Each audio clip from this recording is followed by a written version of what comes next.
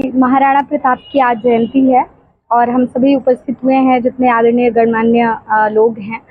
और उनकी वीरता की कथा तो सभी जन जन में प्रचलित है। ये कोई साधारण व्यक्तित्व नहीं है जिनके बारे में केवल 2-4 शब्दों में इंगित किया जाए, क्योंकि शब्द कम पड़ जाएंगे शायद।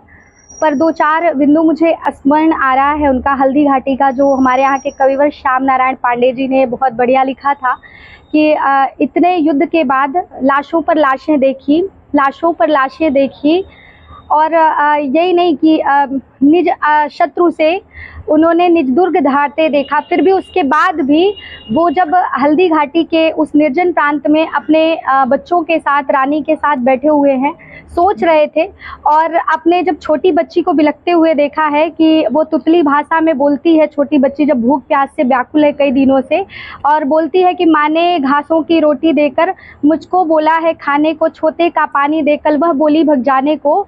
जब रो रही थी और कहती, सच कहती हूँ मैंने एकाध कवल ही खाया था, तब तक बिलाव ले भागा जो इसीलिए आया था। छुनती हूँ तू लाजा है मैं प्याली छोनी तेली, मैं छुनती हूँ तू लाजा है मैं प्याली छोनी तेली, क्या दयानत तुझको आती है यह दशा देख कल मेली।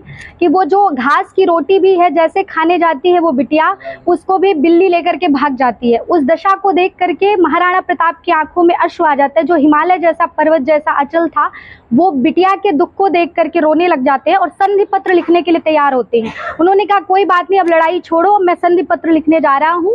और जैसे ही संधि पत्र लिखने जाते हैं, सावधान किया रानी ने, और कागज और मसी को उसने छिपा दिया। और महारानी ने कहा कि हम छत्राणी हैं, यदि आप थक चुके समर से तो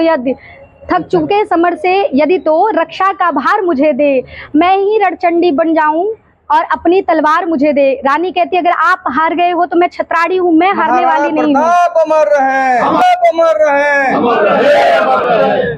तो इसीलिए महाराणा प्रताप पुनः फिर से जागृत होकर के, और वो भयंकर युद्ध हुआ और कभी हारे नहीं हैं। उन्होंने अपने राष्ट्र की रक्षा के लिए अपना प्राण आहुति दे दिया, अपने बलिदान दे दिए। ऐसे महाराणा प्रताप को शत शत नमन है।